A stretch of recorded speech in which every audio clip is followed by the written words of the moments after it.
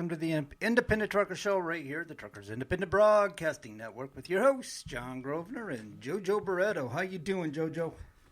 How you all doing? I hope everybody's having an absolute great and blessed day out there. Let's all not try to hide in our little transport underground bunkers, if we should say so. But we're going to talk about whatever we could talk about out there, John. You go for it, brother. Whatever. Wait a minute. I thought you were taking the lead tonight. Hey, I do like that background, though. I got to tell you, that background you're sporting there looks kind of familiar for some reason. Actually, yeah, I mean, you helped encourage me. You kind of like, I'm going to be like John. How about that? So, yes, I decided to put Old Glory in the background over there because John has gone through so much work in the background that he's got. He's got the Constitution on one side. He's got Old Glory on there right behind him over there. So I was like, I better put a little bit of effort into these shows like I used to in a way, just a little bit. Otherwise than that, and there's nothing wrong with having Old Glory behind us. So, without a doubt, it's not facing in the sense the right way, though, unfortunately, because I have the camera flipped. So that's what happens when you flip the camera over. You've taken so much criticism in the past for that. That's probably why you weren't flying it in the recent past.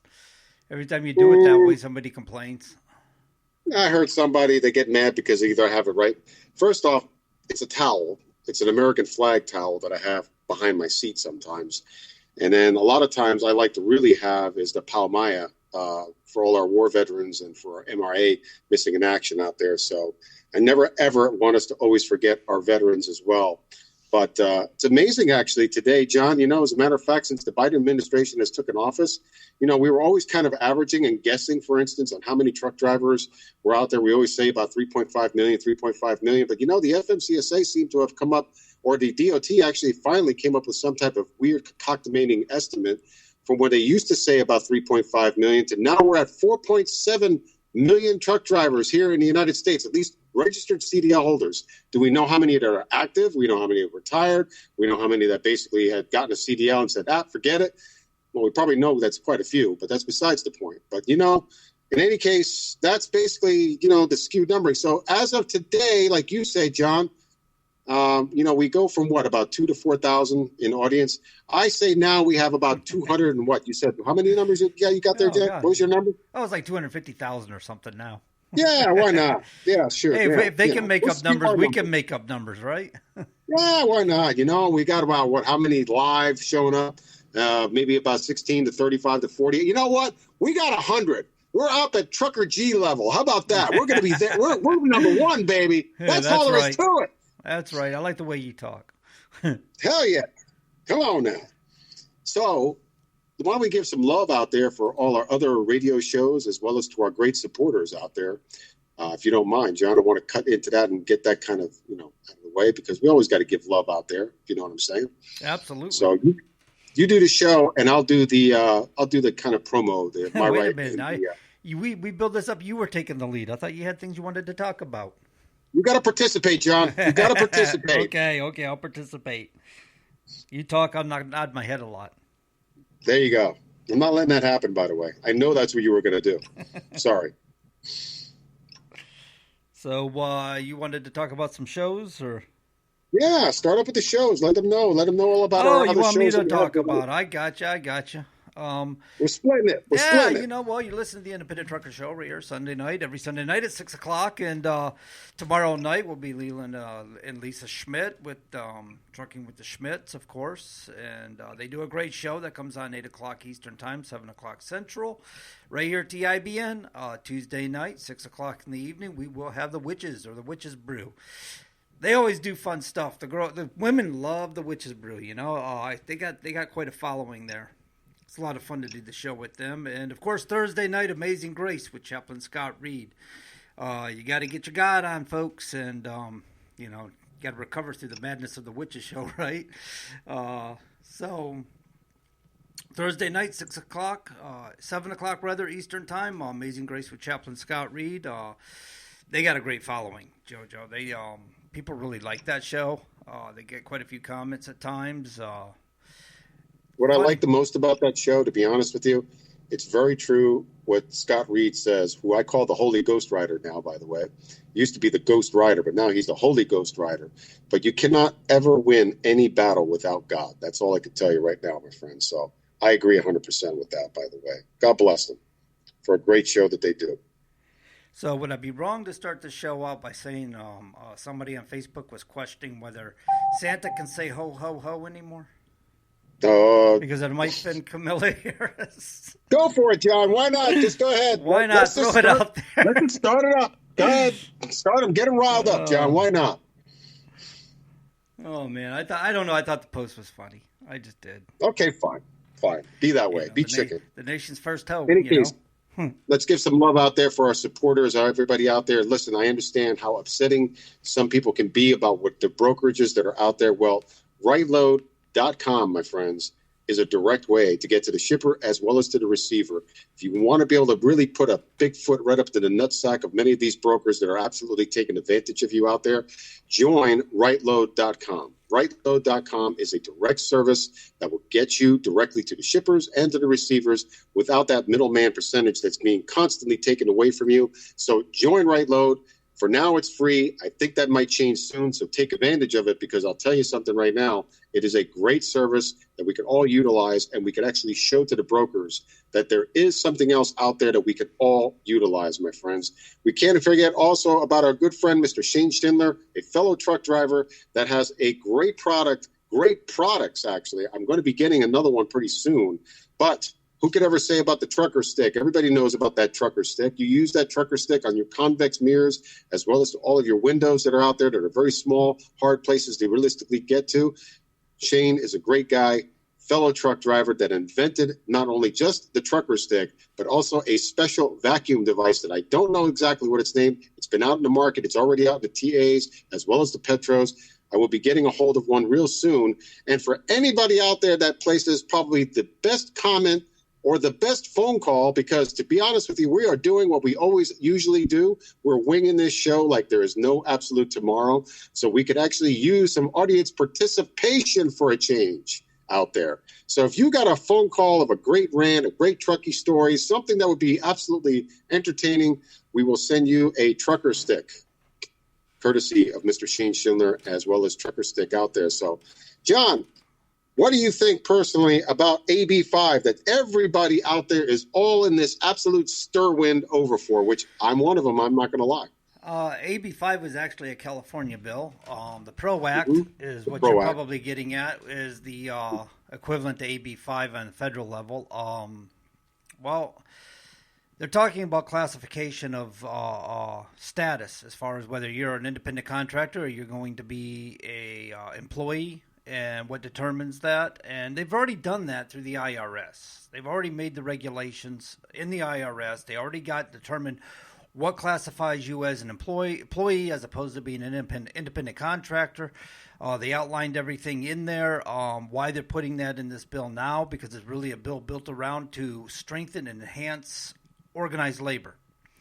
Yes. And that's fine. That's well and fine. I'm not against that by any means, but why put that in there? And it just seems to me like what they're doing is they're creating a conflict, and they're running independent contractors out of business is what they're doing. People that take pride in being independent contractors, they're trying to reclassify them into an employee status. I don't know if they need that law for the IRS to enforce what they already have on regulations, and that's why they're doing it, or they're just doing it because it makes them look good. Or they think it makes them look good, because I don't think it makes them look good at all. It doesn't make them look good. And one of the things is that even though there's going to be 10 members in the Senate that vocally said they're going to be voting against it, and here's the thing, there are going to be many lawsuits that are going to variate against it. And in some ways, I would say in some ways that it would actually probably it will help independent contractors in a certain way, okay? Certain way. The fact of the matter is, what I think should be prevalent above all that everybody should really understand is the way how DC itself realistically operates. They don't care realistically about independent businesses. They don't, and it's not just in trucking alone. This is actually a facet that is included, especially in any aspect of independence. When you're talking about construction jobs, electrical jobs, freelance writers, you name it, artists, entrepreneurs in general that are going to be independently contracted. They're trying to realistically redefine your status, and even though the IRS code has realistically allowed it. But now that the IRS code has already allowed this, John, has it even improved anything with labor, by any chance, or labor union? I don't think they've acted upon it. I think they've created the code, or the regulations, but I don't think they've acted upon it yet. I don't think they've been enforcing anything. But then again, look at the FMCSA. Let's just compare apples to oranges here. How many times or how many regulations do they have on the books that they don't enforce? And they'll be the first to tell you, well, we don't have the manpower, we don't have the finances, we don't have the means to enforce every regulation on the book. Therefore, there are going to be some that slip through the cracks. Here's the thing that I think we're realistically missing, and one of the faults in which we are realistically missing, okay? I value everybody's opinion, okay? And I know that some people would say, it's not a big deal, don't worry about it. You can fill out for LLC, or you better yet, just get your own authority, which I'm all about, to be honest with you. I like to see more people get their own authority. And to be honest with you, I like to see more independence. But here's the problem. An authority will cost you between $300 to $500 to obtain. The insurance alone will probably cost you about $2,000 to $3,000 or $4,000 to realistically obtain a combination of that. Next thing you know, you have lease-on operators that have actually paid nearly 3 or 4 years into the trucks in which because, circumstances in life, unfortunately, has affected them. And there have been many. The reason why I start with AB5, because it originated in California. California basically instituted this rule. Thousands, and I'm talking thousands of truck drivers now. Supposedly that has been somewhat rescinded or somewhat reworded, or they're looking into it, or there's lawsuits into it. Fact is, it put thousands and thousands of truck drivers realistically out of work. They've only exempted, these are the exemptions in the AB5 California rule: lawyers, doctors, dentists, hairstylists. That's it. Okay? The exemptionary process is pretty specific now. You notice how they'll protect lawyers, they'll protect the doctors, they'll protect the dentists, and they'll protect barbers and hairstylists. Why? Probably because if they get the blade too close to their neck and saying, "You're taking my independent status away from me," guess what? Could be blood somewhere. Yes. By the way, I'm sorry. Somebody was asking, what is a trucker stick? Winston, this is a trucker stick right here. Sorry about that. I will show that to you right now. It's just a special small squeegee. It was one of the first products that Shane had actually made. He's got a lot of other great products as well. It's convex, as you can see right here, to be able to fit into your little convex mirrors. It just makes it easier to squeegee. A lot of mud, dirt, you name it, grime off. Instead of using the big, nasty squeegee that you see at the normal truck stops, it's one of your very own. And like I said, for anybody out there, telephone number is down there on the bottom if you want to call in. 551-241-6957. Call in, follow the prompt. I think we got to do dial 1 and 6, whatever it is, hashtag whatever, John. I think it's a star Something and like 6. That. Star and 6 should get you in. We can ask this caller who's in here now. I think he might be a fiery little fellow. Sure, why not? Join in. Why like not? Bill McKelvey there for a second. That was funny. Go ahead. Why not? Let's all bring him in already. Let's do it. Oh, no, this isn't. I know who this is. This isn't who I thought it was, but that's my okay. Prius. Where's my trucker stick at? Did you earn a trucker stick? Did you earn a trucker I just stick? got on. I heard the trucker stick. Well, if you make this call as interesting as you make many of your sermons and everything else that you do out there, my friend, I'll send you a trucker stick. How about that? Without a doubt. That'll work. That'll work. Shoot it out. Let's go. What you got? A lot of this stuff it's hard to get changed. It's even harder to try to stop sometimes. I mean, it looks like we're just going to have to overcome it and adapt. I don't know the answer. The real answer is getting participation. All these regulations and laws. I mean, The real answer is getting participation. I've seen a lot of people making some great Facebook posts out there. I've seen from Disrespected Truckers. I apologize. Oh, Jeremy Johnson. Jeremy Johnson, thank you. I was going to say Jeremy Johnson, but thank you, by the way, John. I got almost that mixed up. Nathan Jack. Yeah, go ahead. He went outside of the truck stop during the time when he was on his break with a little made-up sign saying, do you absolutely care about your industry? Do you want to see your industry gone before you know it? And so, he did what he could do. Simple things, little things like that, even when you're at the truck stop or on your 34-hour talking to your fellow brothers and sisters out there. I mean, I know this is a big spin. I know that the chance of this passing under the PRO Act passing is difficult. But here's the problem. Like I said, people are not really understanding on how freedom realistically gets taken away.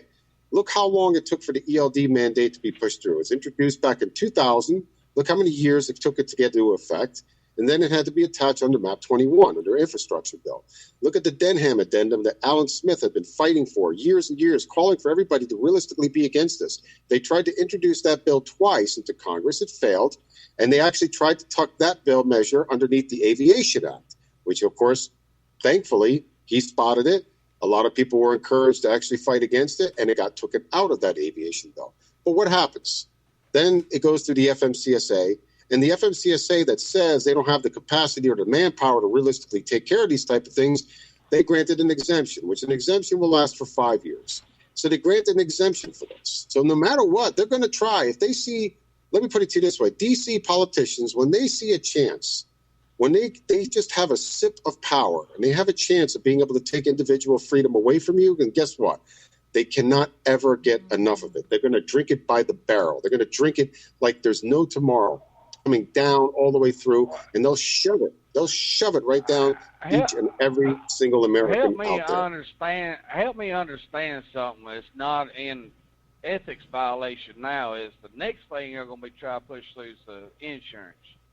Now, the one that introduced that bill, from my understanding, his family is nothing, are lawyers that deal with nothing but truck accidents. How is that not an ethics violation? It's not an ethics violation because they actually apply among the legislation in itself. And the embodiment of most of the legislators are lawyers. That is the biggest lobby. Anybody that thinks, tech is a big lobby, anybody, thinks that, proactive, or whatever cause they think is the biggest lobby in the world. I hate to tell you, lawyers are among the biggest lobby because they are the embodiment of the legislation of D.C. in itself. And so they are going to always look at to try to protect fellow others, regardless of whether you're Democrat or Republican. They have like this fraternal club of each other to where they'll see a way of saying, well, I got to protect my fellow attorneys out there so they can be able to continue to produce more money. That's just how it is. Unfortunately, that's the problem with lobbying and lobbying. A sad thing is we see all these that vote these things in and everything else. You could, it's public record of what they vote on or what they vote for, yay, nay, what have you. But we keep voting these people in. Why don't we just vote them out?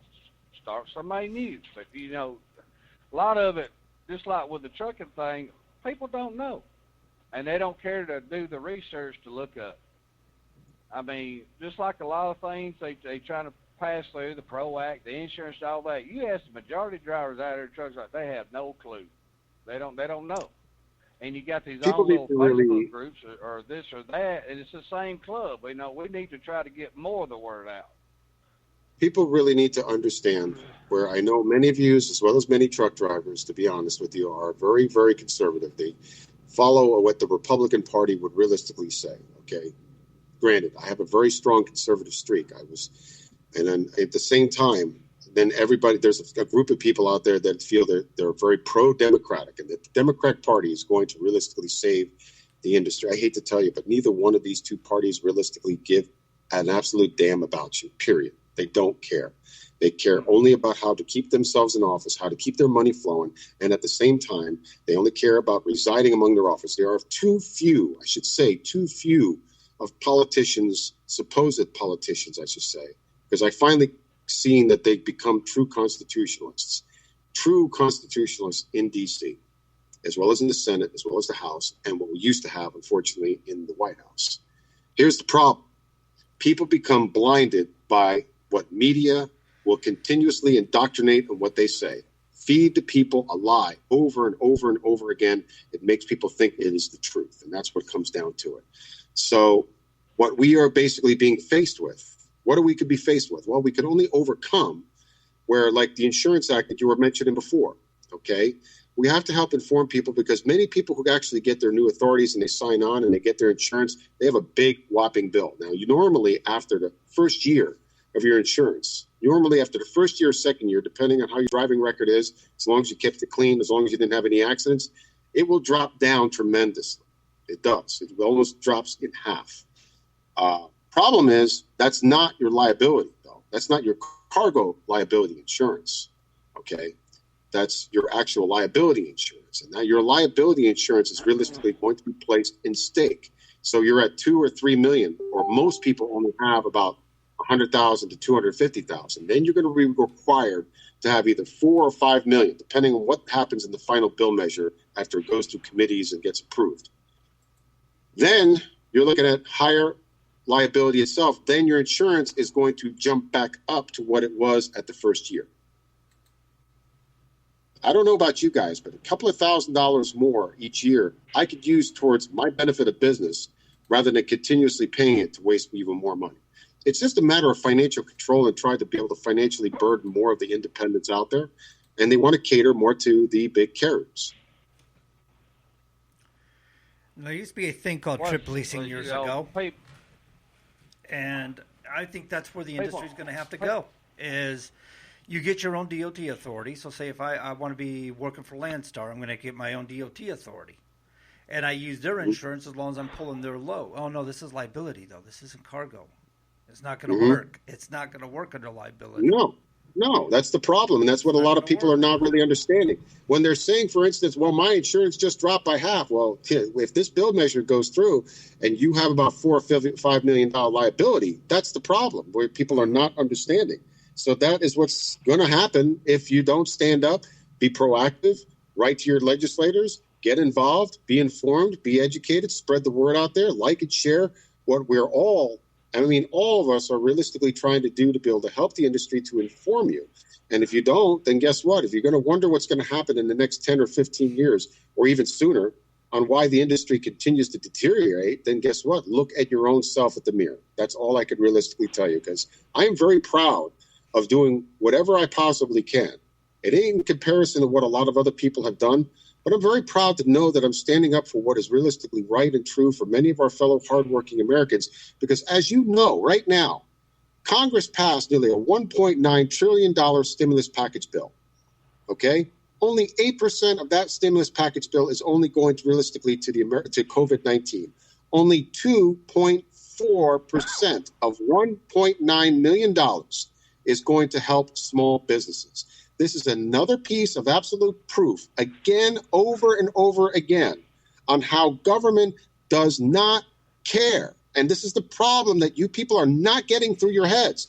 They don't care about your small business. 60% of small businesses are going to go out of business, thankfully, because of the COVID-19 process, and thankfully because of our U.S. government. What they think is going to happen is the market's going to fluctuate. We're going to get an increase in rates to cover that insurance cost. But I can tell you what you guys can do. I got 2 more callers on the line. I'm going to increase my rates. I'm going to definitely, you know what? That's what we all should be doing. No, but when they put this insurance bill against us, triple the damn rates. Show it to them. Bang them hard in the wallet. I'm hearing a lot of people saying we need to shut down. I'm hearing a lot of people saying we need to get the word out there. And this is true. But, guys, the Small Business Administration is the, darn it, I lost the word for it. They're the council for the little guys.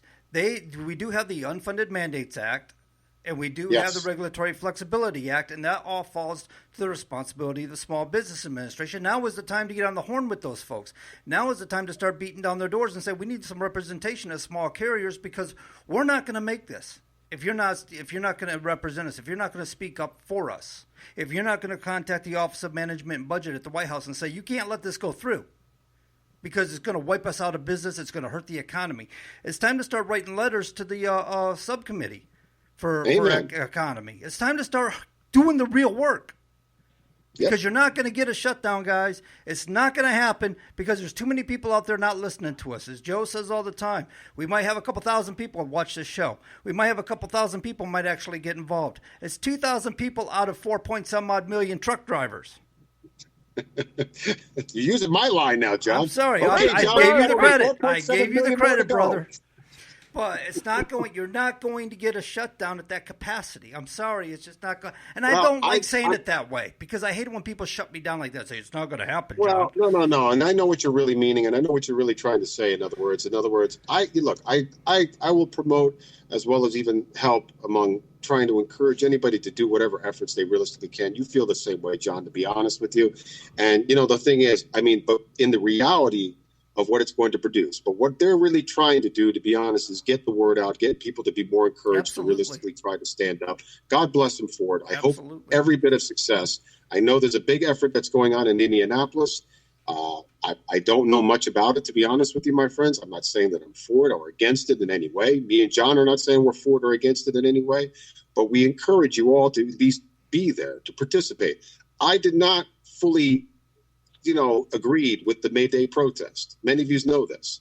But did I go there for at least one day out of respect, out of appreciation, out of thanks, or even to try to help educate? Yes, I was there. And, that's the point of what we should all be doing. Whatever efforts that somebody is really trying to do, give them applause for it. Respect it. Try to help among what each other can realistically do. We've made these mistakes, I included, to be honest with you, myself included, okay, to be fair and honest with everybody, to kind of go against or speak against somebody else's effort, whether it's futile or waste of time or whatever and stuff like that. I've also done the best I could to support a lot of people's measures and effort. And believe me, I know the feeling of what it like is getting backstabbed. Point is, this is like we are at the, how could I say, the yard line of where the opposition is right there within the 1 yard line of making the touchdown. We have to start making little wins. We have to start making like little 10 yards. Each 10 yard in a football game is like making a win. When we push for each yard, in other words, then we're pushing to get ourselves to that small win to ultimately get into that touchdown and then win that Super Bowl for all of us. So we got to get I applaud everybody. That 8 ball is what the issue is. We're always behind the 8 ball. We're never ahead of it. And the PRO Act is one of the things that we should be really concentrated on. Look around. The ATA now is all of a sudden very concerned about it. Oh, my God, it took them how long and forever, how many measures in which they've tried to impose against the trucking industry. The Anti-Trucking Association, OIDA, is now actually very concerned about it. The Small Business Transportation Coalition now is all of a sudden. We're waiting too late, though. I mean, no offense. It's already passed Congress, and now all of a sudden here comes the big boy representations of the supposedly representations of the trucking industry are all of a sudden coming in. This has been introduced about nearly 5-6 years ago. This has already been brought in California about 5-6 years ago. I've already spoken about this over a year ago. Look back on the videos if you want to realistically see it and say, watch out for this rule, because this rule has already affected, I couldn't even tell you how many thousands of truck drivers in California. And what did we do? We left our fellow truck drivers in California honestly hanging. And that's the truth. What's sad, you got all these cancerous bills that come across, and they all start in California. That's not always the case, but a lot of them do. That's not, You're right, John. Go ahead. Go. You go. You got it. You know what I'm saying. Want to get in here and weigh in on this before we go too far in it. Bring them in. Let's go ahead and open up a line here. Who we got right here? So I want to know why you don't like this. We are doing our best to help all of you business people because you're not taking care of your employees. The government is actually called. It's Big Brother who's actually called. Oh, my God almighty. Wait, hold on 1 second. I got to get down here. I'm scared of you, Big Brother. Please don't hurt me. Please don't come after me. No, seriously. This amends the Labor Relation Act of 33, 35, 38, 39, whatever it is. All right. Yeah. Has that affected you at all? That's been in existence since the 30s. Yes. Has that affected you? How? No, okay. It's not affected me. You were expecting me to say the opposite answer, but I'm going to be honest with you. No, it is not. Okay. So is this bill itself based mainly for unions? Yes. Okay.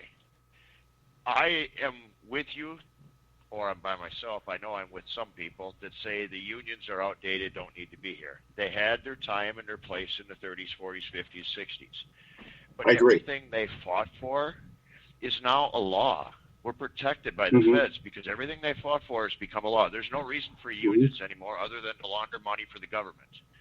So, other than a laundering scheme for the government, exactly, how does this affect you? The ABC prong, which the IRS already has one. Yes.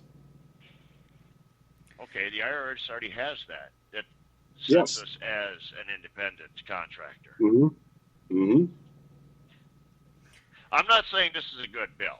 I'm just trying to get Well, people to look at this differently than losing their minds over it. there is one aspect to it, Mainly, Lee, and that would mainly be because this wouldn't go into effect till 2023. There's an election between now and then. That's the mistake you're realistically One way to making look at right it. there. That's the mistake that a lot of people, unfortunately, are making because they're becoming too lax on saying, well, this bill measure is Oh, not I going to be agree. taken into effect. A lot of people I have know also that, made the but same mistake you with need the to look at ELD it more than mandate. one way. Yeah, but the problem is when we looked at it the other way with the ELD mandate, what happened? Then we're Oh, I stuck know. with that I box, agree. and now we're stuck with that box permanently. When we looked at the Denham addendum in the other way that Alan Smith had been fighting for the longest time, look what happened. They snuck it in either way or not, even though that's only under a 5-year exemption. they were wrong on that. They violated the states' rights on that. They did. They absolutely did. amendment. And I've And- called out on that, and I've called out Mr. Martinez on that one like there's no tomorrow. Absolutely. Point is, we have to realistically be ahead of the curve rather than just be behind. We have to look at every aspect of what's happening in the industry in itself and say, we're aware of this. We're watching you. And we're not going to allow this to happen. We are going to put whatever concerted effort to realistically stop this because we're tired of you all implementing rules against our independence. We're tired of you implementing regulations that doesn't seem to make any true sense of what the trucking industry is for. And we're tired of you ignoring us and placating us. And that's the problem. And so if it takes one form or one measure, which many people among these groups and organizations, even the big organizations, are all in agreement and aligned. And if it can bring people more together to have true discussion and dialogue, create affiliation, for instance, and even in hopes of actually fighting something in a common cause, whether it's something whether it goes through or not. The fact is, Leon, there's only 10 senators that are against this measure. And when an infrastructure bill comes into play, they could flip at any time. They could flip this. So going back to what you were saying I misspoke earlier when I said it's a government laundering scheme. It's not. It's a Democrat laundering scheme. But Well, the Republicans I'm sorry, aren't but any it's both. better. But wait a minute, going back to what you were saying, Lee. So let's say they put this bill through and they reclassify you as an employee. They're gonna drive people into employee status. And then what I see here is we got autonomy and stuff like that coming up. Okay, so maybe if you put people employee status, now you got protection rights. So since you got so many more people employee status, well, we got to protect these people from losing their jobs. But do they not already have enough people employed in trucking? Do they not have enough people employed in other sectors of industry in the United States to fall into that measure? Do they really need to drive people out of their contractor status and drive them down? Or is this really more of a tax grab? Because if you're an employee, now I can get more taxes out of the corporation that I couldn't get previously. Honestly, myself, I think personally it all has to do with money. For the simple fact that they think that we are all hiding money. And this is a way for them to get money. That's all. This has nothing to do with workers' protection rights or anything else. It all has to do with how much money can the government get. Whatever way that they can edge themselves to go further. This is the way how government operates. It's a spoon-fed measure. That is Let's all see how much it really we can, honestly is. How much can we push, in other words? And if we could push this bill through, then we could even push more and more. And then 5 to 10 years from now, we'll be wondering, how did we let this happen? So we got to be more proactive of what is really happening. Can we be totally ahead of the curve? Unfortunately not, because the crooked, swamp-infested D.C. bureaucrats that are there, they've got legislation bills that are written up inside their drawers, and they just tuck it and hide it away there, and they all negotiate in D.C. All of them negotiate in D.C. What they do basically is if they need to get X amount of number of votes, they look at each state, and they say, well, maybe not this state because we need to keep this state either Democrat or Republican, or we'll work on this state and this state and this state. But now we got to work on getting that individual to be on board to either co-sponsor it or help represent among the vote. How do you do that? Well, whatever bill they got that's underneath their drawer that needs to be introduced, okay, and say, I'll vote for your measure bill, but you need to vote and have my measure bill included, or you need to vote and co-sponsor my measure bill. That's the way how it works. And then when you look at earmarking,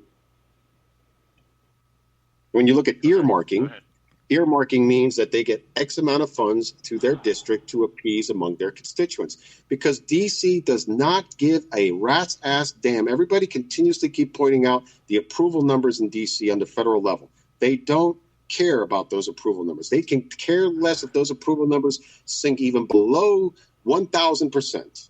They only care about the local district numbers, because those people that go into them. No, I think JoJo froze. Sorry about that. There you are. I'm back. So that's what happens, unfortunately. You lost your headset, Joe. I'm sorry? Seems like you lost your headset. Yeah. Great. Do you feel that this would even, let's say it passed. All right, we'll just say the feds pass this. Do you not think that the 27 states that are right-to-work states are not going to end up in the Supreme Court by saying there is no way in hell you can override the state? Because if this goes through, that would end the 27 states that are right-to-work states.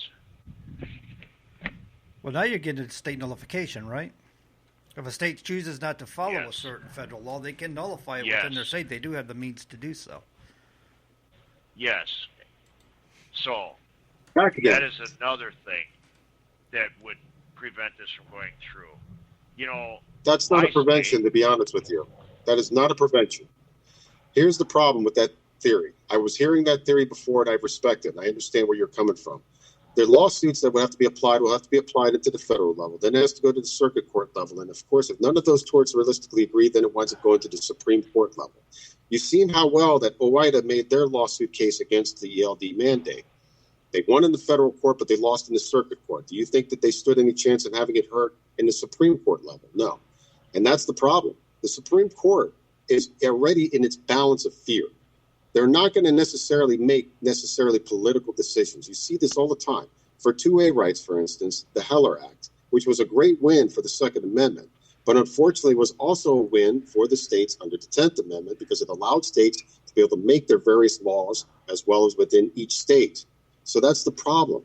See, we're looking at this in the same way as what we looked at the ELD mandate, and we should not be looking at it. We should be very aggressively proactive against any types of anti-trucking independent bill measures that come after us. Now, do I think we should go frantically crazy? This is where I agree with you, Lee. Yes, I think we should be calm. We should be collective. We should continuously collect data, which is very, very important. All the data is right there in California. The thousands and thousands and thousands of truck drivers that are now out of work, as well as lots of other independent drivers as well. The answer is what John just said. The Small Business Administration, the Commerce, basically, showing them that data of how it will affect small businesses. And then from that point, we have a way of making sure that that will be absolutely 100% dead. We have a long history of knowledge that this country depends on small business to survive economically. Mm-hmm. And without it, if you drive it out of business, and we got nothing left. Go ahead, Lee. I'm sorry. I'm not for this bill, just so everybody knows. Even in our show, I'm not for this bill. I'm just wanting to I want people to look at it a different way. I don't disagree with what you're saying, Joe. Mm-hmm. I just want people to look at things a different way. Well, the thing is, that it's not we good. look at things either too People lightly. need to get off their ass and do things. But Well, that's the I'm point. not going to have a heart attack trying to do anything when there's a couple thousand of us that are trying to help the 4 point some million that won't get off their ass. Well, we're doing the best that we honestly could, and by informing people like we're doing right now through the shows and through other various networks, that's the best that we can do. It's part of the And if process. the industry does fall to that, then guess what? There are loopholes that you can use. We can inform at least the drivers about the loopholes on what they can utilize, for instance, if God forbid happens. And that's the only thing that we can do. If we can't encourage people to get their asses out of the seat, and excuse my language, then you know what? The industry is going to fall into the same status quo that it continuously does. It's the same thing with 2A rights, to be honest with you, okay? I've been involved in 2A rights for the longest amount of time.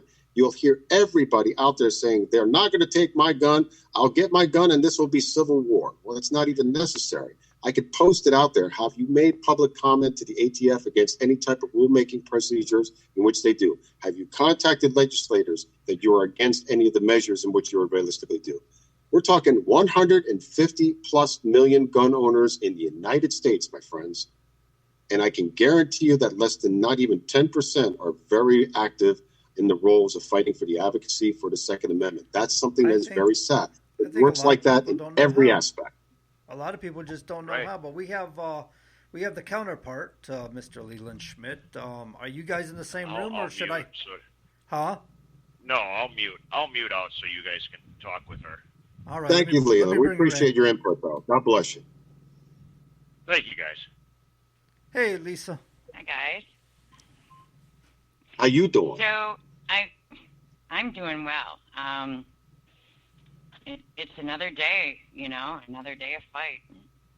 I was saying to someone the other day, I wish for ignorance again back in D.C. in 2017 when we thought we were going there just to fight the ELD and then we were going to go back to normal life. Mm-hmm. My question, Joe, you kind of answered because I wanted to know what your answer was. We all agree a shutdown's never going to happen. A shutdown's not going to work. We've tried. We've seen. We're just not reaching the numbers that we need to reach. I'm not saying it won't work. I don't agree. It won't. I'm not saying that it won't work. I'm not going to be against anybody's measures or efforts. I know I've spoken about other people's measures and efforts before and stuff like that. I apologize for that, okay? But, at the same time, this is who I am. I'm going to speak about what is real, on whether if you were actually concerting your time into the real or right effort. But to be fair, especially now, whatever effort that could be put in, including the kitchen sink thrown into this, I say go for it. Do it. As long as you're doing it peacefully, properly, in the manner that I'm assuming whatever is going on in Indianapolis, because I'm not, necessarily in any part of it, but I will give my absolute great appreciation, thanks, and support. And maybe it might grow. Just because, this is another thing, just because somebody else out there has done the same exact thing as what's been done before, doesn't mean that it won't necessarily work. Maybe that person will have a true voice, a true following, and encourage people to really stand up. Rick Santiago has done a great job in realistically doing that. There's been many people. Janet Sanchez has done a lot of great work in D.C. as well, encouraging everybody to stay and make strong following. There's a lot of new people that are coming out that we can only appreciate as well as even encourage. And that's the point. We want to bring more new people that have strong voices, especially among the Hispanic community. Now, the thing about the shutdown, just because you can't get the numbers doesn't mean you can't get a strategy. You got 200 trucks, work with 200 trucks and figure out how you're going to place them in this country to make an impact. If you got 2,000, use 2,000. Figure out how you're going to place them. I remember Scott Reed did have a plan for that. He says, I don't need 4.7 million drivers. What I need is just enough to be able to strategically place them in this country to make a difference. People get mixed up when I always keep saying 33,000, okay? 33,000 is a minimal number of what you really need. 33,000 trucks in order for that phone call to be put into DC's desk, especially among the ports, okay? Because if exports of foreign goods, as well as even our goods going in and out, get halted, guess what? The phone calls from other countries will be coming in saying, why are my goods not moving? And the dredge fees will be astronomical. And you'll be surprised at how much those port ships will actually charge. Now, am I encouraging port drivers to go out there and strike? Believe me, there's antitrust laws, unfortunately, that realistically stop that from happening. There goes your union theory, by the way, as well. Okay, so, you want to look into what's happening in unions and as well as what is going on. Look at the port drivers. And the thing that I don't understand is how many of our fellow, God blessed, brothers and sister port drivers out there that continue to keep taking the abuse of hauling 90-some thousand pound containers across the country, which I understand home time is a variance. But for under the $1 a mile or maybe $1.30 a mile at best, and then they absorb not only all the costs, but they absorb the chassis costs, they absorb the blown tire costs. When's enough going to be enough? There's your example right there. That's what, government as well as the entities of this business push to see how far people will accept in their tolerance. Well, it's about time that people push back and say, we're not tolerating anymore. You have to. There comes a point in time when you have to. The proverbial straw is going to break that camel's back at some point in time. And that's what I told you when you asked me about this the first time. Maybe this is what the industry needs. Maybe we need that one hard hit where everybody wakes up and says, "What the frick, dude? What the hell? Now we got to do something. We can't afford to, the shot heard around the world sort of thing. We can't afford to sit back and do nothing now." They let the unfortunate part about it, though, is they wait too late. That's the only problem, though. They just wait too late. Yes. But I'm sorry, Lisa. You were. I interrupted you. I apologize. Yeah, you never let me finish what I was even going to say. Go for it. I was going to say similar to what you said as far as, let someone try. I'm willing to watch them do it,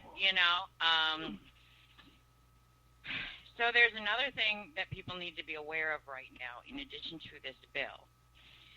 The Trump administration, towards the end of the bill, the end of their era, the Department of Labor put out an ABC test, and it was for the IRS Department of Labor to the Fair Labor Standards Act. So as soon as Biden came into office, he stopped it for 100 days for a review. And it's kind of in opposition to this PRO Act. So now the Department of Labor wants to withdraw that proposed notice of rulemaking. It's up for public comment right now. There you go. People need to be commenting on this. What's that? You're right. There you go. Keep going. Keep going. Okay. This is what people need to be commenting on to let the government know how they feel. By law, these comments have to be read. And I've heard before, the comment periods don't work. Baloney. The comment period for sure worked when we all joined together and wrote comments about Pronto AI.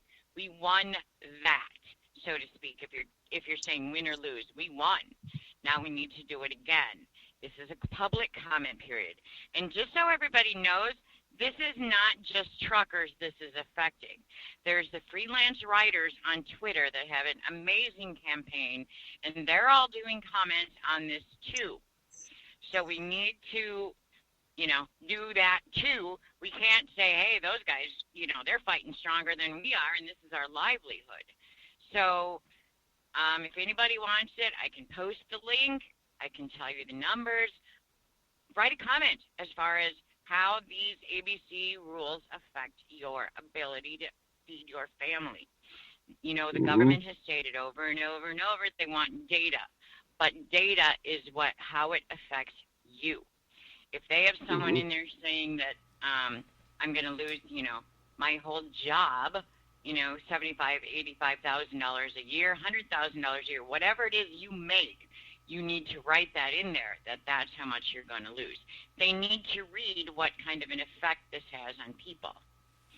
And it's not as bad as writing your senator where you get a canned letter back like Feinstein did. Anybody that wrote Feinstein and said, we do not like this PRO Act, she sent them back a canned letter that said, oh, I'm glad you support unions, so do I. I'm like, oh my God. This is so proof that they don't listen to us.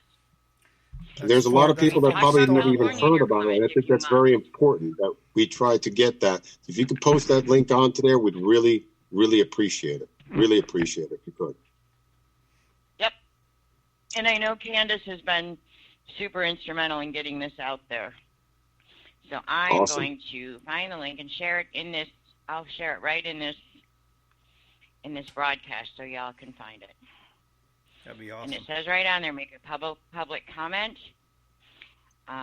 Those of you that don't know how to make comments, all you got to do is reach out to me. I'll help you. We all know this. I've said this before. Some of you have made comments. We need millions of comments on here. That's all I can say is, when you say how you get the government to listen to you, this is one of the games we have to play to prove that, we're doing what needs to be done. If that makes sense. Yeah. And like you said, the more comments, the more time it takes them, the more it stalls them and wears them down. John, I kind of noticed something about my Old Glory compared to yours. Yours is actually very nicely well ironed, and I'm going to have to probably work on mine a little bit because my poor Old Glory is a little bit wrinkled there, and I don't like that, to be honest with you. Mine's been hanging for a while, but I can see it in the image there where some of the wrinkles still show where the folds when it was folded up in the package. Yeah. Wasn't folded properly, but you know what? I mean, it's got to be. Yeah, I'm going to have to probably put it underneath the mattress and kind of let it. I do have my Don't Tread on Me next to it over here, by the way, off camera. We got about 9 minutes before we're in the middle of the show, and so we got a time if we want to be able to put a mid promo if you want, real quick and easy if you want to do that for oats and for anything else we have going on. If you don't mind, John. Want me to do them back to back? I can do that. Why not? Let's get it all done and over with, and that way we can keep the show rolling. If we got any more guests and callers on, let's let them all speak. All right. Here we go. We'll be right back.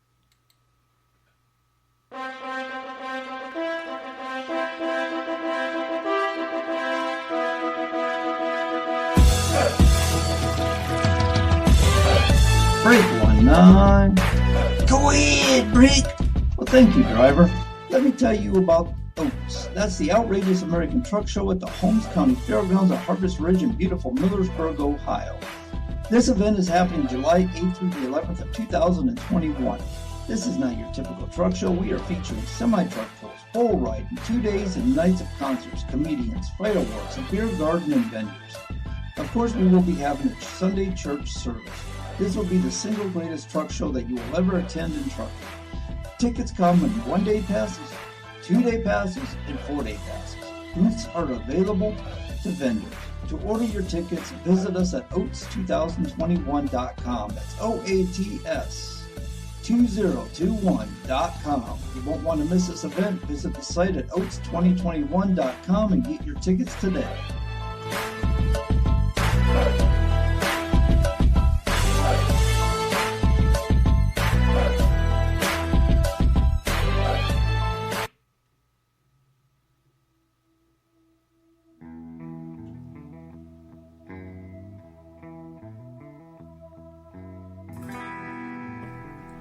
Hey drivers, TJ here. Are you a new owner-operator or an old owner-operator still using the same old broker? Well, here's some great news for you. You want to put some more profit into your pocket? Call rightload.com. Rightload is your premium shipper, direct load board where you, the owner-operator or the small independent carrier or a company of any size, may book your next load directly from the shipper. No more dealing with brokers that want to keep the lion's share of the profit. Book your loads with rightload.com at www.rightload.com. Sign up is free. Really, you get that? Sign up is free. And you may book a load for the low price of $27 per load. Now, if you've been dealing with brokers, you know what a deal that is. That is far less than what any broker is going to charge you. Folks, don't delay. Sign up today at www.rightload.com. Matt Kane and his crew will take care of all your driver's necessities.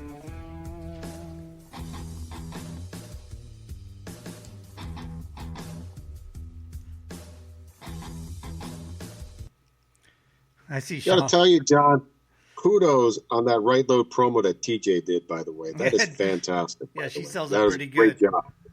Not only that, but I want to give an update on Oats 2021, the only truck show in 2021, thanks, of course, to COVID-19, unfortunately.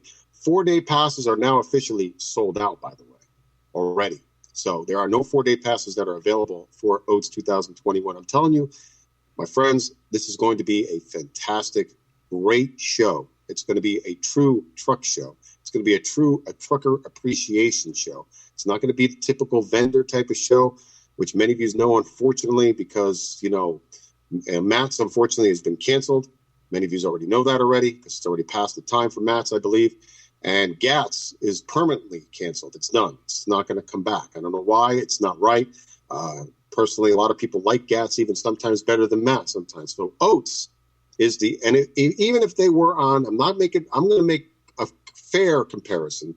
I'm going to tell you that it's going to be not only just a real live entertainment show of many fellow great entertainers, a lot of great surprises that are going to be coming, a bull ride event that's sanctioned, by the way, a tractor pull that's going to be also fireworks display, a human cannonball is going to be shot out, making the Guinness Book of World Records. I don't know how many trucks he's going to go over, but that's going to be available as well. And there's going to be some great vendors that are there. There's going to be great food. You name it. Everything is going to be at Jones County, Ohio, by the way, Millersburg, Ohio, from July 8th through the 11th. God bless Matthew Kane, rightload.com, as well as Oats 2021. Please spread the word out there by all means, because this is going to be the true successful show. We can't forget also about 10-4 in D.C.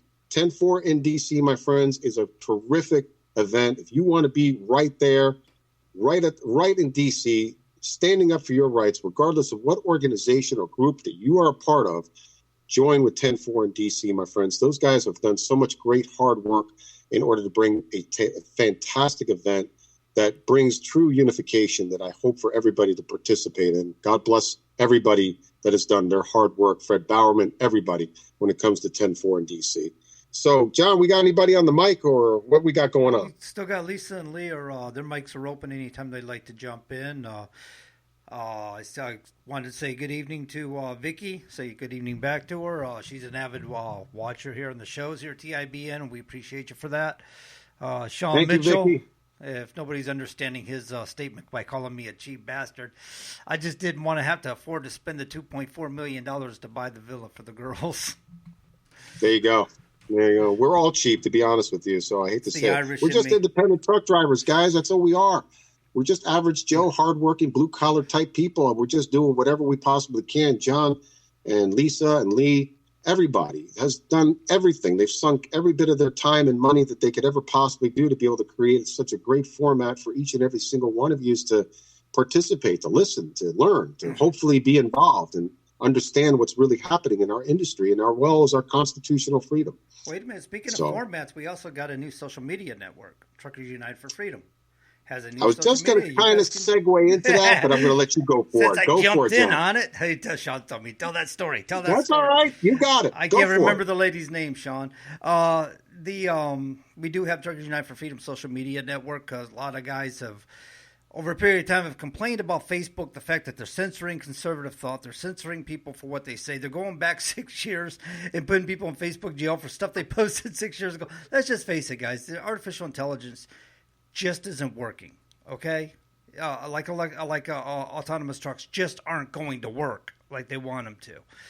And so there's a few other things going on with social media. I made a post on my personal page in regard to pixel tracking. I don't know if anybody understands what pixel tracking is, but they put these tiny little trackers when you on a website. They put these tiny little trackers on your social media sites. And these social media sites, when you click on them, they attach themselves to you. Then they follow you around while you're clicking on different things and what you're looking at for ads. You're being followed all the time so they can market to you. And it's getting irritating. These, grinds into people, because you're trying to just enjoy your life, not be harassed. Emails now. They put these pixel trackers in emails. That's pretty good, Joe. So this particular site, as far as I know, nothing on my part for sure. That nonsense doesn't happen. There's no advertising over there, but it is more of a watered down version of Facebook. You don't have you can't just do the live videos. You can do a live Facebook and embed it into the site and stuff like that if you want to do a live video. You can upload photos and things like that, but it's a good little social media site. Where you don't have the nonsense that you have on Facebook. You can escape some of that stuff. And the link is there in the description. If anybody wants to join over there, you're more than welcome. Everybody's welcome to be there. We're hoping that many people will join us there. And maybe we can just, socialize like we used to, like truck drivers used to, without all the aggravation, the hassles, and this crap with people coming on there with from foreign countries trying to... No thanks, I'm not your experiment. Keep your pixel tracking to yourself. Even politicians, man, on your cell phone. Some politicians going to these campaign events were tracking you. I don't know how they were doing it. I don't know when you signed up for the event or something, they were putting something into your cell phone where they can track you, but they were tracking you to see where you go, where you shop, and all this other stuff. So it's just getting where you got no privacy. And at least with this site, we can get away from all that sort of nonsense and start just being normal people again. Living normal lives without the stress of feeling like we're being ogled all the time and scrutinized. So it's there if you'd like to join in. So yeah, Well, Sean was. I can't not remember her name. You probably should have just wrote it there. But Margaret, he did. Margaret Hamilton's house was up for sale for $2.4 million, and the girls doing the witch's brew. He thought, "Wow, John, you should buy that house and put the girls in there. You could use it for a studio and everything." Yeah, right. Here's your cash. Come on, John. Come on, big Yeah. money, John. Yeah, not me, brother. I just live in my little crusty shack. I'm happy, I just run down house. Want to give a little bit of love out there. If anybody could read it out there, there it is for Indianapolis. I know it should be posted a little bit better, but I'm sorry. So I just want to give everybody a little information about what's happening. May Day, May Day, May Day from May 1st, 2nd, and 3rd. Indianapolis, Indiana, official by the Capitol building in downtown. For everybody to join, of course, you can actually get more information through AmericanWithoutDrivers.com. Like I said, not for it, not against it, but you know what? You're all making a great effort. No matter what, it's not just only about AB5. It's not about the PRO Act. It's not just only about that. It's about autonomous truck technology. It's about the undercarriage rule. Unfortunately, I keep saying that wrong as well. You can correct me, John, please. Underwrite guards. The underwriters, thank they're you. calling them angel guards now, I think. I'm sorry? I think they're also calling them angel guards, right? They're kind of put a twist on it to make them sound more there we go. appealing. There you go. So it's about many things, and I think as much participation as possible, we always try to encourage it, and we want to always try to help any of our fellow brothers and sisters out there that are trying to do any efforts they can. So May Day, May Day, May Day, that's the second May Day event. Many of you know the first May Day that was in Washington, D.C. Many of our fellow brothers and sisters actually stayed there for more than, 27 days, if I remember correctly. It was actually between 21 to 27 days. They stayed forever until they got a direct response and they were able to meet up with the Chief of Staff in D.C. Kudos and applause to each and every single one of you that have made that great effort as well. So now this is the second May Day event that's going to be happening, like I said, May 1st, 2nd, 3rd, Indianapolis, Indiana. Come one, come all. Think among being just doing it out of pure unification. And God bless each and every one of you for anything and everything you do out there. So and that's the thing about an event like that. The bigger, the better. The more impact it'll have, And if I was an over-the-road driver again, I'd be making it there. You know what I mean? I'm not an over-the-road driver anymore. I can't just get out there like I used to. Let's see now how popular Pepe Le Pew can get. I like Pepe Le Pew. I thought he was great. Everybody seems to be anti-Pepe Le Pew for some reason. I don't know what the hell is going on out there, but keep going, John. Sorry, I'm just going to continuously really interrupt you in every way. Cancel culture, Pepe Le Pew. I mean, it's a matter of perspective, right? I forgot how I worded that earlier. I had a way of looking at that. It's just a matter of perspective. He kept pushing himself on her. He thinks she's playing hard to get, and she realizes he's a skunk. And it's a matter of looking at it about how we see things in different perspectives in life, and that's kind of like the little tidbit behind Pepe Le Pew. He's out there just jolly-go-lucky, happy little skunk trying to get his way, and she's out there running for her life. Get away from the damn skunk. But they got to make it out to be something. Over here that TJ is actually putting out there, John. I got to tell you, you probably should have considered maybe getting a $2.5 million loan right now. Okay, here's the real deal behind that story. Okay, yeah, the woman from the evil witch or the wicked witch of the West owned the house, and it'd be an awesome. I mean, looking at pictures of the house, I'm thinking this is really a nice layout. This is a nice spread. I mean, it's probably worth all of that or more. But it's in California, dude. I'm sorry to the folks in California, but there's no way in hell I'm living in California. No, I'm not picking up and moving to the West Coast. I'm sorry. That's all about you guys out there. It's a shame because California truly is an absolute beautiful state. They've got great people across that state, to be honest with you. I know a lot of you guys always want to continually downgrade California. You want to continually, and I understand where it comes from because they've got wackadoos. And I'm talking about complete and absolute total acidine wackadoos running that state down to the absolute ground. What's even more shameful is that only 40% of the American population right now is wide open on schools. California still remains completely shut down. None of those kids have been able to even go to school. They've been virtually schooled or homeschooled, and they still have not been able to even go to attend any class of school since the beginning of this virus. And that governor, I hope I hope the recall election against Garrison gets through. But this is, unfortunately, California. You guys have got to really fight for your state. I know Northern California is a very stronghold, conservative, and constitutionally believed state. Part of it, God bless you, North Cal. I hope you can continuously spread the news out there for many fellow Californians out there, because I talk to Californians all the time, and not any of them are really too happy about the policies and what they have to realistically live with. They've got their rules, they got their regulations, but they seem to always continuously allow these things to go through, because why? They're indoctrinated among fear of government. They're thinking, well, the government knows better than me. Why should I bother? But there are a lot of people there that are standing up, and you got to be part of groups and associations on what you feel near and dear to fight for your true and absolute rights. And, it's a shame, because like I said, I love California. I used to love driving into California.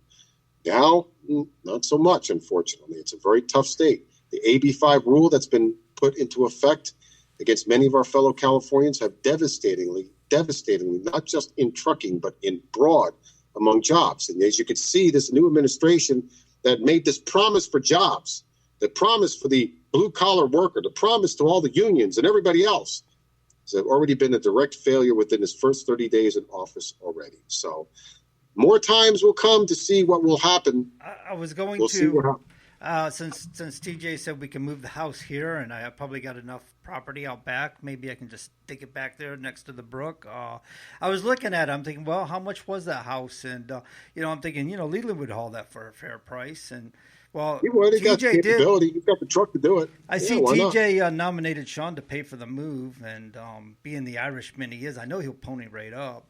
But, ladies and gentlemen, I'm sorry to tell you, but that house has sold for $1.86 million. I was just getting ready to put a bid on for $1.9, but it's already sold to writer-producer and Archie Comics Chief Creative Officer Roberto Aguirre-Sacasa. So, Mr. Sacasa, I hope you enjoy that home. You've earned it. I hope you enjoy it. It's a very nice purchase you made there. Unfortunately, it's just in the wrong part of the country. God bless you. Wait, I want to see what the tax bill would be. Yeah, right. In New Hampshire, I'm telling you, that tax bill would have been plenty. I'm sure he's got some few buddies in D.C. and the county. They'll probably give him certain exemptions and everything else. Who knows? We'll see what happens. Everybody thinks when, they say, well, the rich got to pay, the rich got to pay, the rich got to pay, and then, AB5 rule and, all of we got to make, 39% and charge capital gains as income and everything else. What it realistically does is it initiates the big corporations as well as the supposed big rich people to fight for loopholes. And then, of course, they always go back to saying, well, back in the early 1900s, the rich paid 90%. No, they did not pay 90%.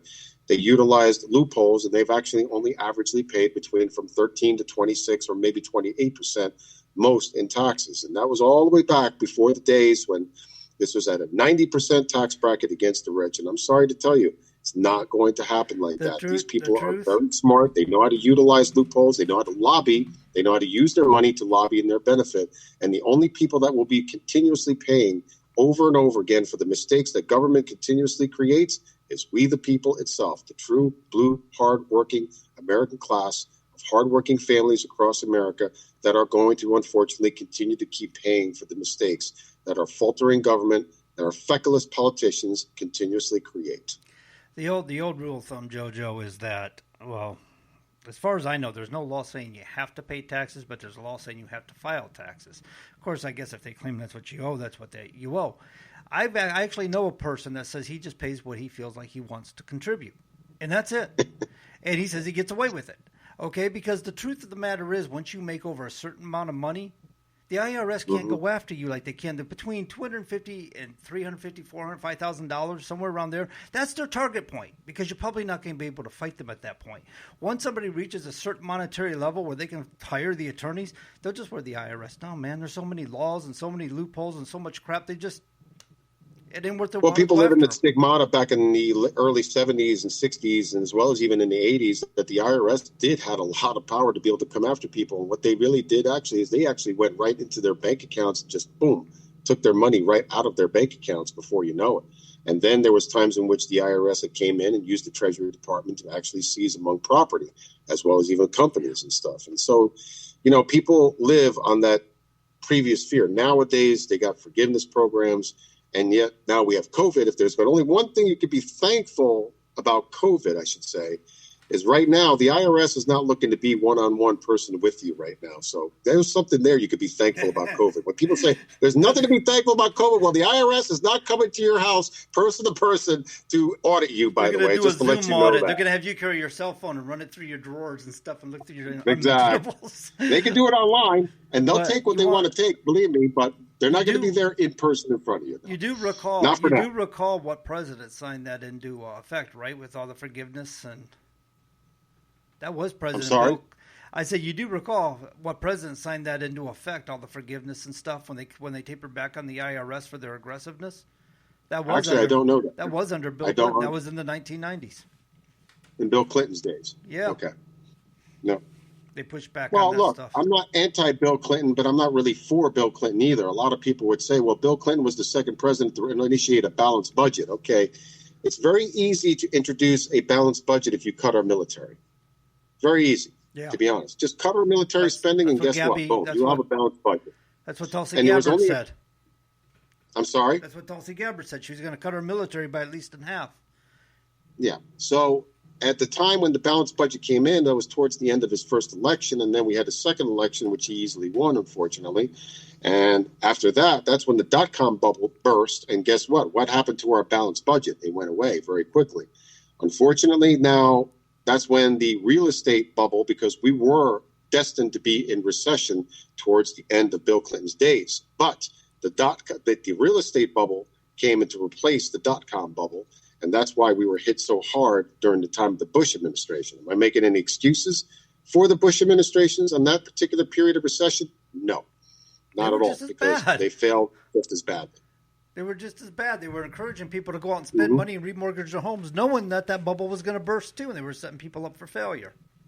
Exactly. Just to try to keep the economy going. It was a rotten deal all the way around, but there was a lot of factors that involved the decline there at the end of the 90s. I mean, they went after Microsoft. You had the dot-com bubble burst. They went after Microsoft to break up Microsoft. That was an issue. It was an election year. In election years, commonly the economy will slow down during an election year because nobody knows which way we're going to go. And they want to make look what happened. What happened to net neutrality, by the way? What happened to that? I mean, that was supposedly a big thing, too, and all of a sudden now it's part of a norm. Yeah. Well, that passed, didn't it? Yeah. And I don't think it affected us the way people thought. And that's something that, since you brought that up, that's something to think about, with this PRO Act is you don't know what the outcome's going to be, how the fight's really going to play out in the end. I mean, and I'm not saying get lazy and don't do anything. Stand up for what you believe in, because the time to beat it is now. Not after the fact. Right. It's hard after a law goes into effect. But you don't know how it's going to play out. The only reason why the ATA is now just all of a sudden speaking about it is because many of the big carriers now are now saying, hey, wait a minute now, I might lose 30 or 40% of my labor force, which I might have to transfer as employees now instead, because most of those are lease-on operators that are within my company. And I kind of like my lease-on operators because I suckered them into actually leasing in a truck that they're paying among all the expense for. So that's one of the problems that, all of a sudden. But we can't forget about the ATA's measure of exemption that they filed for 4 speed limiters again, by the way, which can be taken into consideration. And I hope for many of you will get in that public comment with the FMCSA against the speed limiter measure. Please, by all means, fellow drivers, brothers and sisters, some of you out there drive with these things. You already know how unsafe they realistically are. You know how impeding among the traffic that it realistically causes. We're talking about the safety of the public, not just because we want to lead-foot it down the highway.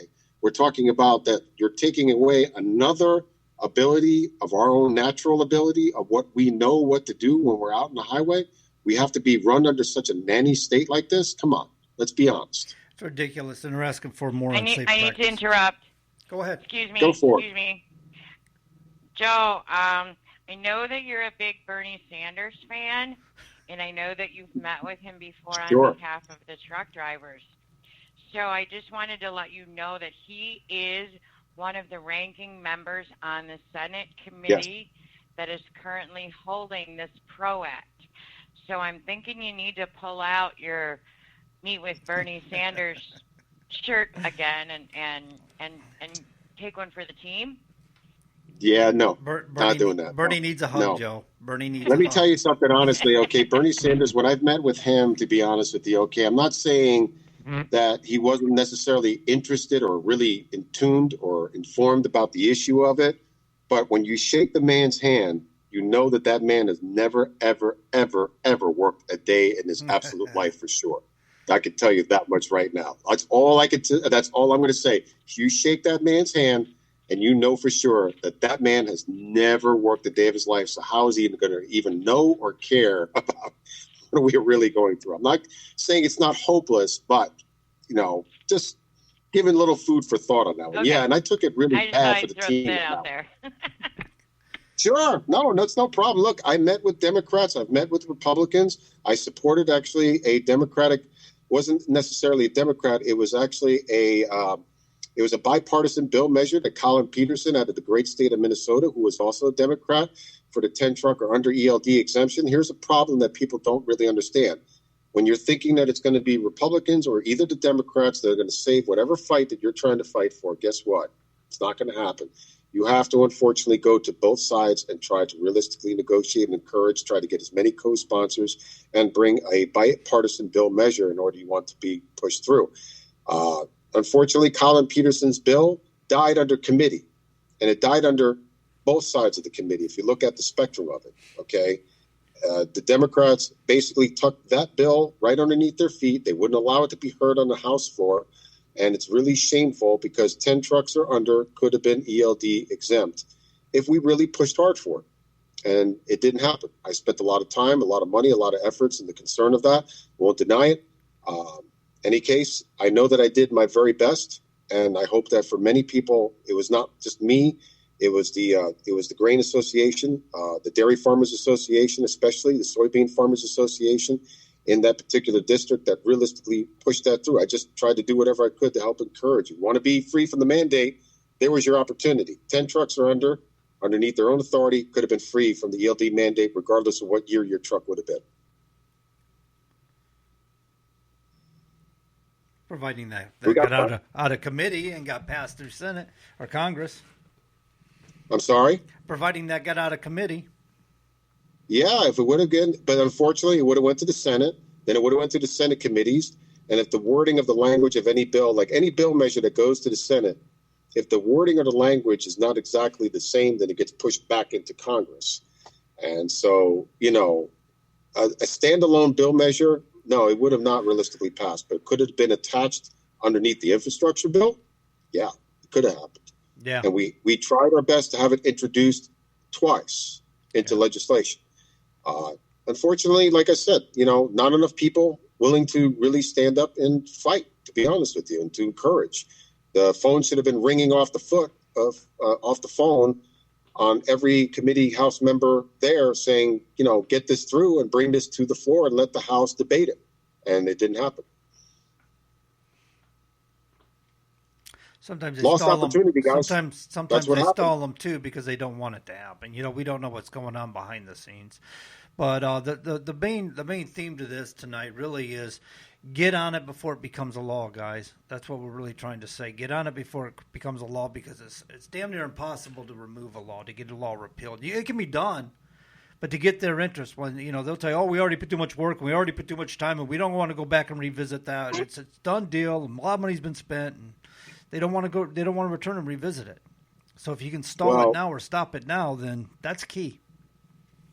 When it comes to your freedom and your livelihood, D.C. doesn't have a problem bringing a bill right on through. The PRO Act just passed with flying colors right through Congress, and it's going to be in the Senate's hands. The example that I made before about Colin Peterson's bill for the 10 truck or under exemption, it didn't fly through. It got held back by committee. There was your freedom. There was a measure of freedom for 10 trucks or under held back by Congress. But here's another measure that could affect many owner-operators, independent operators, lease-on operators. And look what happens. It gets pushed right on through. Okay, that's why I continuously tell everybody, D.C. does not care one single bit about your independence or your freedom. They only care about their money, power, and holding on to any bit of it. And that's one of the reasons why we should not be in fear to hold any and every single member in Congress right onto that fire. Marco Rubio, who's a Republican, by the way, in my great home state of Florida, that unfortunately Lisa and Leanne Schmidt, that's going to be dressing drag at Oats of 2021, is unfortunately bragging about being in Florida in front of me like that, by the way. So I'm just saying, any case is introducing a bipartisan bill measure for speed limiters to be introduced again. Okay, we thought this was all a dead done issue. It was, but now Trump was in office. It was.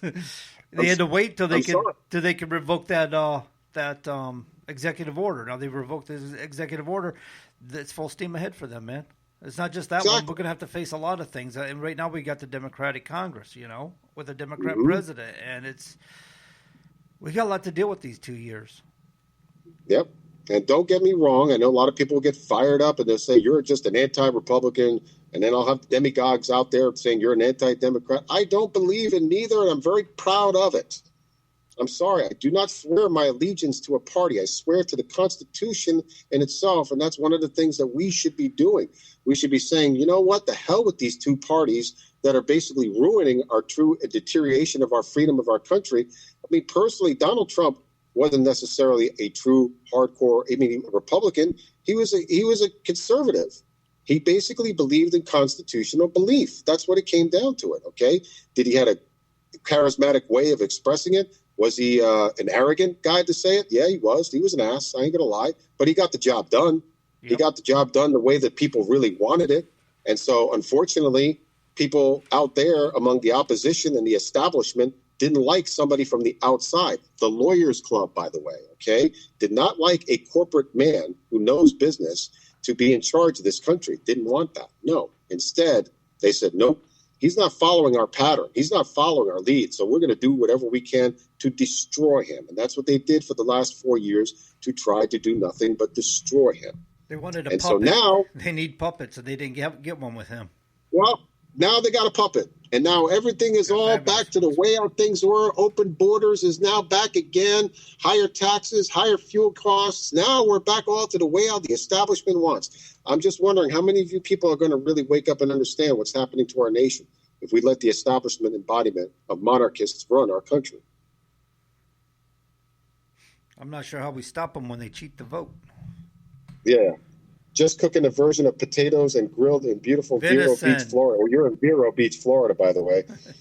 Yeah, I know that area very, very well. You were just north of where I used to live in Port St. Lucie, Florida.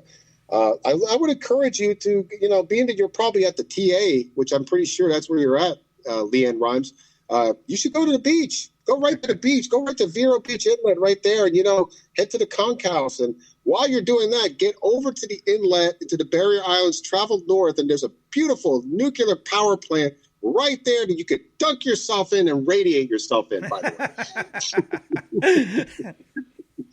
Oh, my family lives down there near Vero, Palm Bay. If he's in Vero, well, he said Vero. I'm sure it's he's Vero. Well, Palm Bay's just north of Vero. Yeah, there's Vera. That's Vera. And then there's Vero Beach. Vero is right where you said, right off 95. Come on, we're all truck drivers. Yeah. We know where it's at. Yeah. North of Fort Pierce. I mean, yeah. Well, there's Vero Beach, and then there's Vera, which, like you just said, it's just north of Melbourne over there, which is a beautiful area, by the way. Yep. Yeah. Yeah. Oh, don't get me wrong. So, I mean, we'll let him too. Yes, I love you too, Leanne, by the way. No problem, Mr. Rhymes. God bless your wife, by the way. At the TA, yeah, they're at Vero Beach. Yeah, that's where that. Yeah. I think if Joe's trying to give you credit, Vero Lisa. Beach, Florida, and you see this big, black, beautiful Peterbilt with first off, a lovely wife, okay? Lovely wife. Don't bother with. But if you see, some tall, slinky, bearded guy over there, send him a dress, because that would be what he'll be wearing over in 2021 in drag to be able to help promote for whatever cause for our great veterans. So God bless you, Leland. We love you. Lisa, will Leland be putting on lipstick and eyeshadow and the whole lot? Lisa's going to dress him. She's going to take care of his hair. Why do you think I'm asking her? Yeah. She's not answering those. She's probably looking at him going, should I answer these guys? Oh, yeah. No, he's going to have a full I'm eating my venison, guys. Do what? I'm eating my venison and potatoes. I'm eating my venison. Sorry, I didn't answer you. Oh. Somebody already volunteered to find him some shoes, so I don't have to worry about dressing him. Apparently, everybody else is dressing him. Oh. I'll do his final makeup, I suppose. Maybe curl his hair a little if I can, but we'll get him properly attired. Trust me. We'll put him right in the center of the bull riding event. Don't worry about it. He's reminding me to tell you that the $10,000 has to be out there first before he dresses. No, $10,000 is going to be raised after he's out there. That's the whole point. I thought Christy Parsons set him straight on that already. Yeah. Well, that's okay. Well, we'll send Christy after him. Don't worry about it. So, all right, guys, I'm going to finish eating now. All right, thank you, Lisa. All right. Enjoy your meal. God bless you. And it's coming down to 7:30 anyway. I think we're probably running out of steam here. I am. So what do you got? You got a show you're doing after the show? You got a show after show? I figure I'd do my little walk around, try to help promote good health, fitness, everything like that. Get people out of their trucks like they should be, but nobody's going to listen. So if I get one or two guys out there, then that's pretty cool. Then I've done my job. And that's what I figure. I got to get to doing that myself. Man, I was working around this house, doing so much work. I lost 10 pounds in no time, man. Then suddenly I just started sitting around again and eating on M&Ms. I broke the 190 barrier, which I can only say is a God blessed thing. I never, ever, ever thought that I would break the 190 barrier, but I'm at 189, maintaining. Sometimes it fluctuates, but as long as I went to the gym today for about a good 2 hours, and that's what I do 3 to 4 days a week. There's a great page of like healthy, fit truck drivers. Attila, for instance, great person also that promotes good health for everybody. That page, right, John? Attila, I forgot his name. Yep. I think it's just Attila the trucker now, isn't it? Didn't he change it? Attila the trucker, but he promotes a lot of great, healthy, and great shape that he is in too. He's like 50-some years old, and he's in fantastic shape.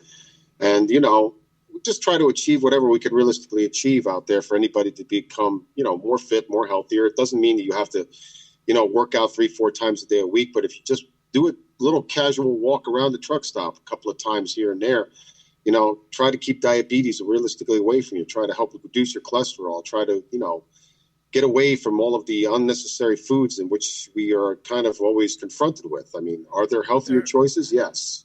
But I hope for many of you out there we could promote it. Go ahead, John. There are a number of reasons you want to exercise, Joe. You want to, losing weight's well and fine, and it's great if you can drop weight, especially if you're at risk of diabetes, of course.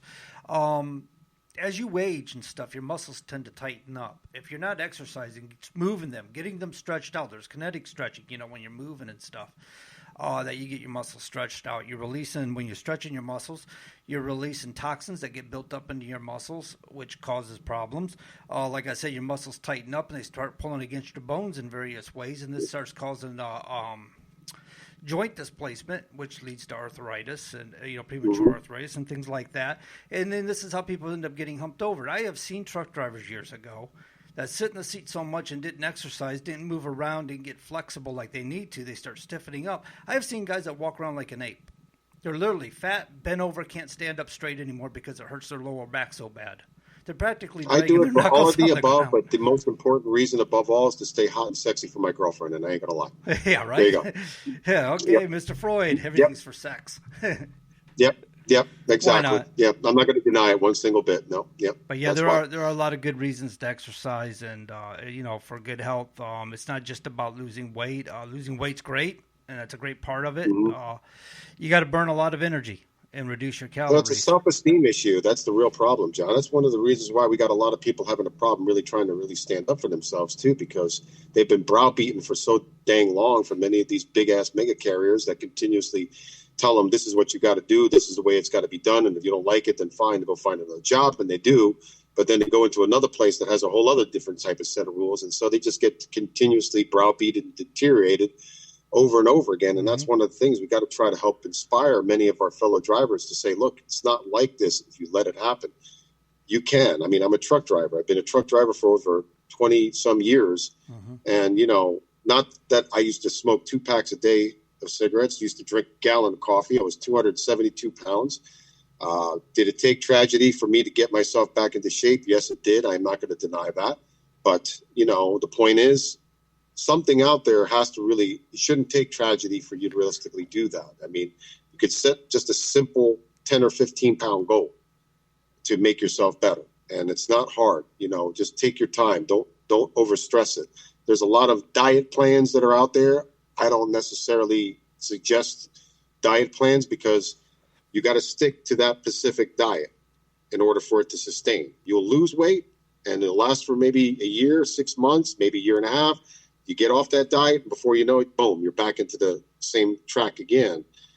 Any diet, you got to kind of realistically stick very hard to. And so make it moderate, make it easy, make it something that you enjoy, make it affordable, because some of these diet programs can cost $400, $500, $600 a day. A month. And that's ridiculous. And truck drivers don't have that true freedom and liberty. But if you're with a company, like I have a great company that I'm with, I'm very proud. Nova Lines and my Nova Dispatch team is a great company that I'm a part of that really helps keep me going and working, and I appreciate very much.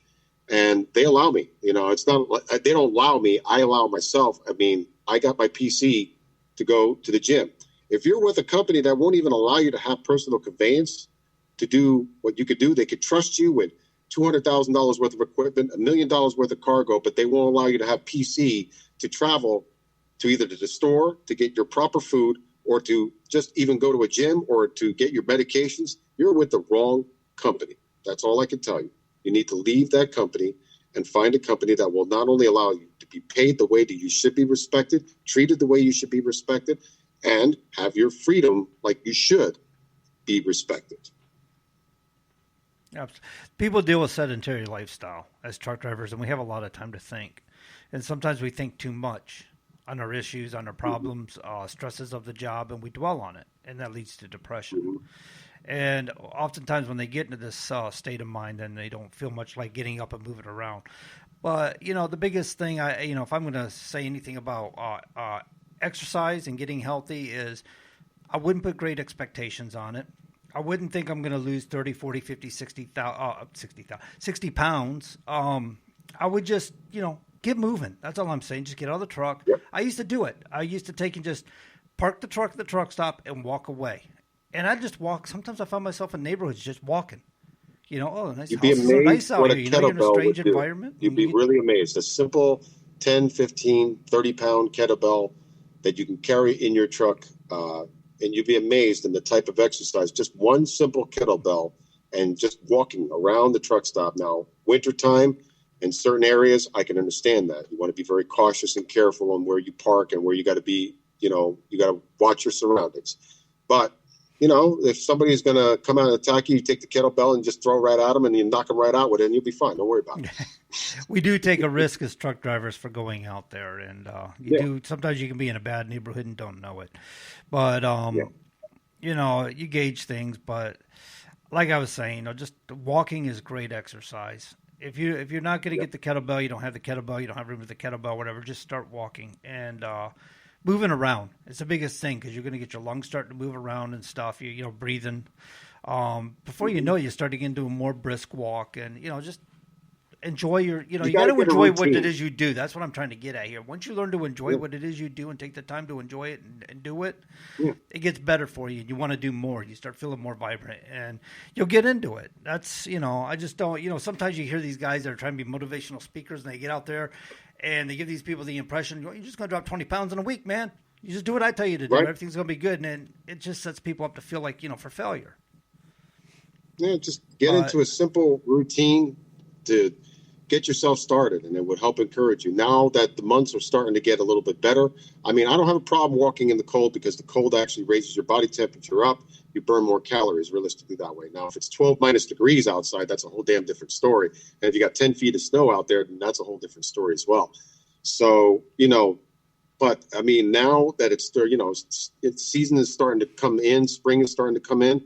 Now's the time, especially if you want to look a little bit better for the summertime and you got a nice vacation planned out with your family and everything else. And just do it for your own self. Do it for your own family.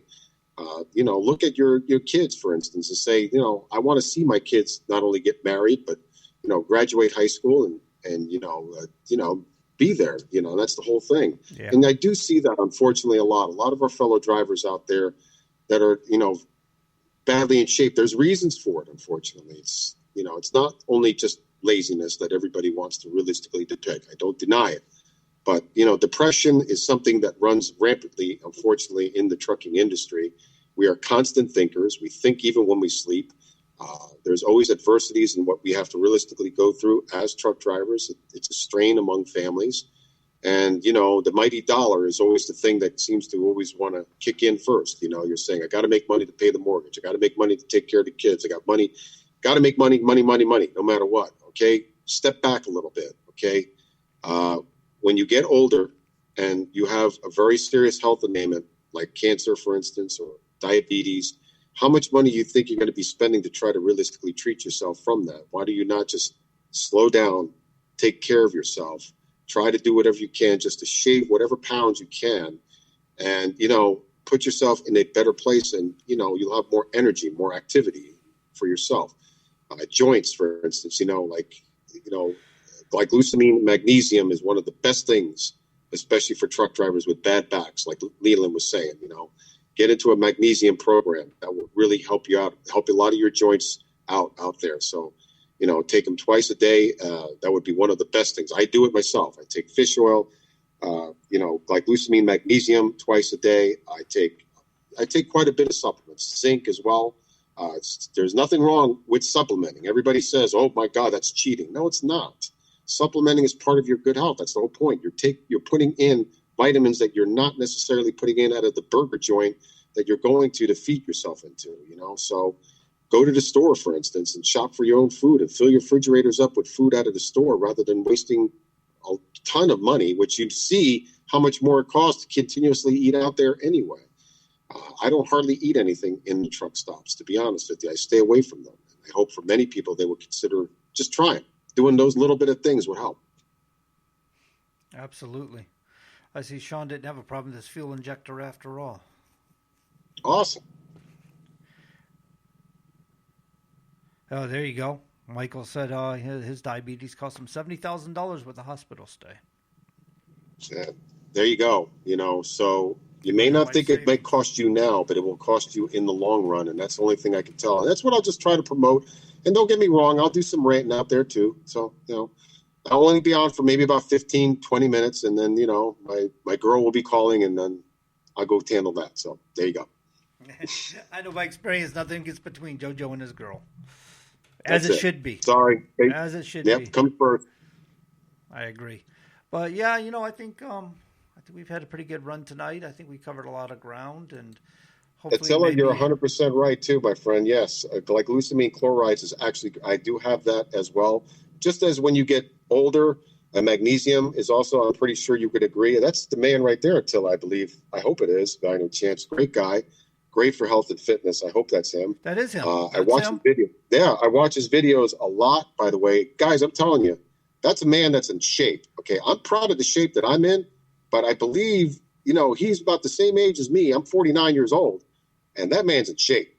And he exercises consistently and dedicatingly, by the way. Glad you're on the show, my friend. Please, can call in anytime. By the way, be able to help out. Yeah, by all means. If you want to call in now, the telephone number is right there, 551-241-6957. Or I'd love to have you on the show, as a matter of fact, to be able to help promote good health and fitness for many of our fellow drivers out there. By the way, he's also on the driver committee. Awesome. On the driver panel. Congratulations. Awesome. I'm glad to hear that. That is awesome. So, we only ask everybody to please like, share. We're only here to try to be able to help promote good information. And, we hope to encourage you all to really stand up. First time on the show. You know what, Attila? Guess what? I'm sending you a trucker stick. How about that, my brother? Somebody want a trucker stick tonight.